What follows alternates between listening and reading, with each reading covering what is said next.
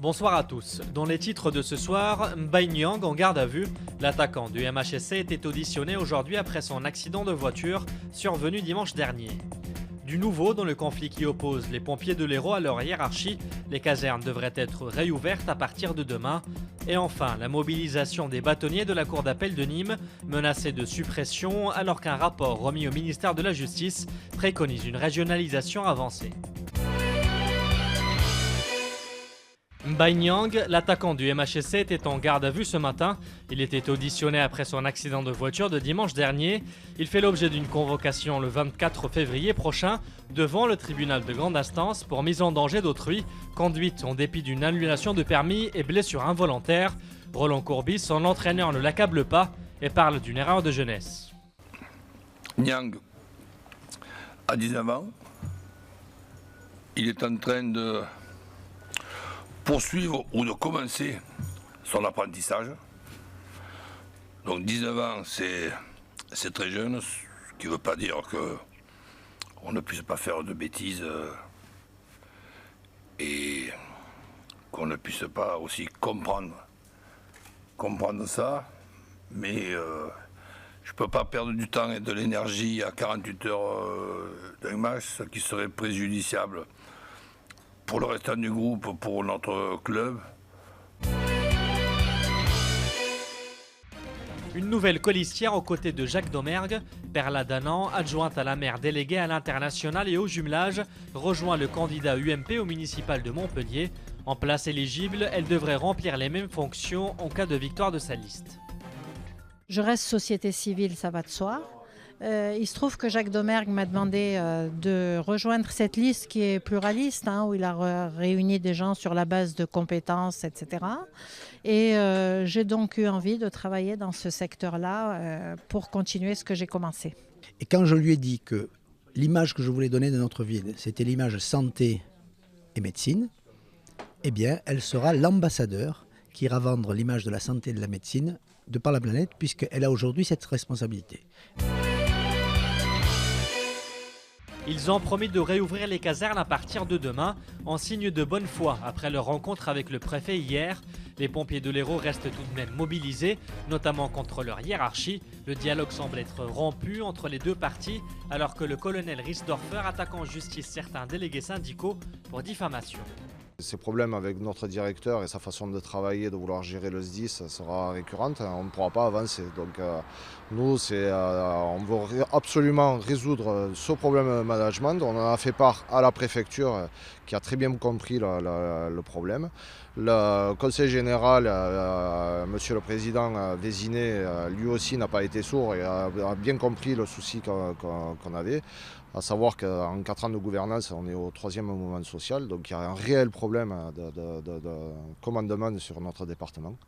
Donc tant qu'on n'aura pas réussi à trouver un terrain d'entente et une solution pour se sortir de ce mouvement, c'est le management qu'on doit régler absolument. Sommés de quitter le terrain qu'ils occupaient illégalement depuis un an, les Roms du campement de Kessargues ont quitté les lieux en début d'après-midi et se sont installés dans le nouveau campement proposé par la société Ogvia.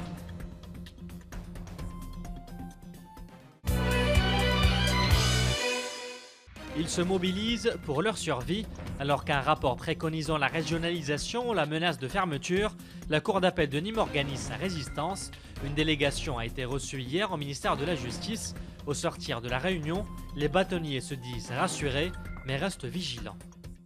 Il nous a été assuré que la réforme des territoires n'était pas la priorité, qu'en fait n'était pas le principe directeur, disons, de la réforme vers lequel s'engageait le garde des Sceaux, que en fait l'idée était de voir comment les juridictions pouvaient travailler entre elles et comment on pouvait en fait mutualiser des politiques de justice entre les différentes juridictions. On nous a assuré qu'il n'y aurait pas de suppression de sites, mais il est bien évident que s'il ne reste à Nîmes que des chambres détachées, c'est vider de sa substance la cour d'appel de Nîmes qui au final n'aura plus une grande activité et aura vocation à disparaître à terme. Ils sont partis pour vous, ils reviendront grâce à vous. Cela fait maintenant 8 mois que le gardois Edouard Elias et 3 autres journalistes sont otages en Syrie. Une centaine de personnes se sont rassemblées aux arènes de Nîmes où une banderole a été déployée. Aux dernières nouvelles, les otages, elles datent du 30 janvier. Et aux dernières nouvelles, les otages seraient ensemble. Ils seraient entre guillemets bien traités. J'utilise les mots qui sont ceux du Quai d'Orsay, qui ont été utilisés auprès des familles. Et ils seraient tenus hors des zones des combats.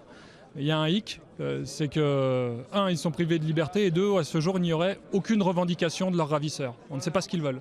Ça veut dire que pour l'instant, leurs ravisseurs estiment qu'ils n'ont pas d'intérêt à négocier quoi que ce soit pour l'instant, et que leur intérêt est de conserver nos confrères en captivité jusqu'au jour où ils auront quelque chose qui pour eux sera important à revendiquer.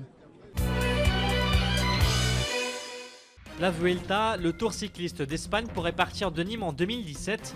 Une délégation espagnole était en reconnaissance aujourd'hui à l'esplanade Charles de Gaulle. Nîmes accueillerait à la mi-août un contre-la-montre par équipe et surtout le départ de la première étape, une première nationale.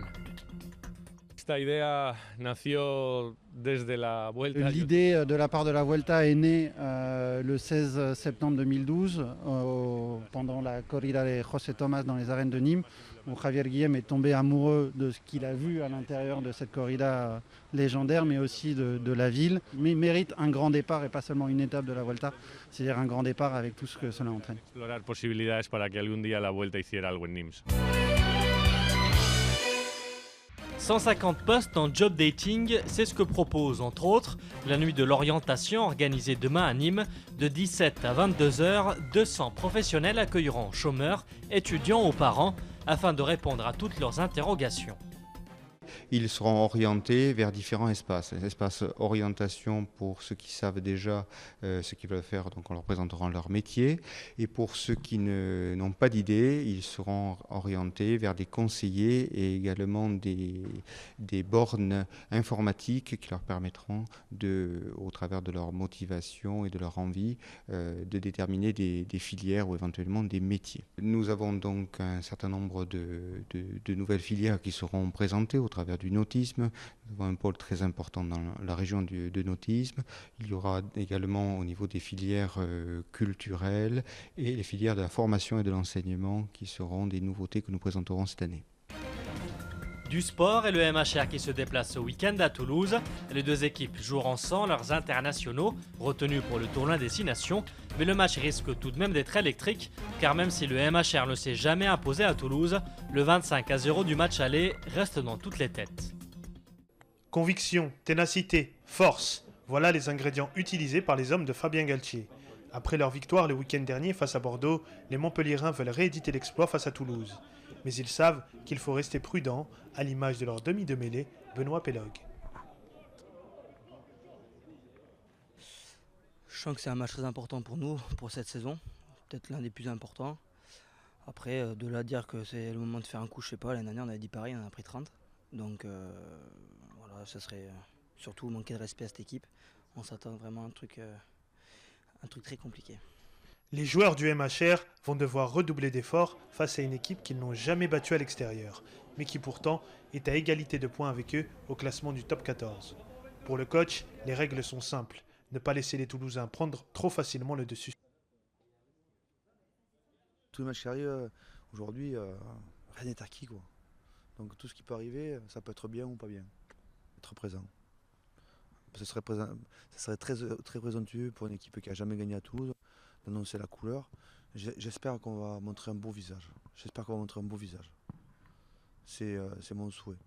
Le reste, ce sera présomptueux, mais l'équipe, depuis que Montpellier existe, Montpellier n'a jamais gagné à Toulouse. Donc ce serait prétentieux que de dire quelque chose. Mais j'espère qu'on va montrer au moins un beau visage. Réponse samedi à Toulouse, où le MHR a tout à gagner pour enfin enclencher la machine, en panne depuis le mois de janvier.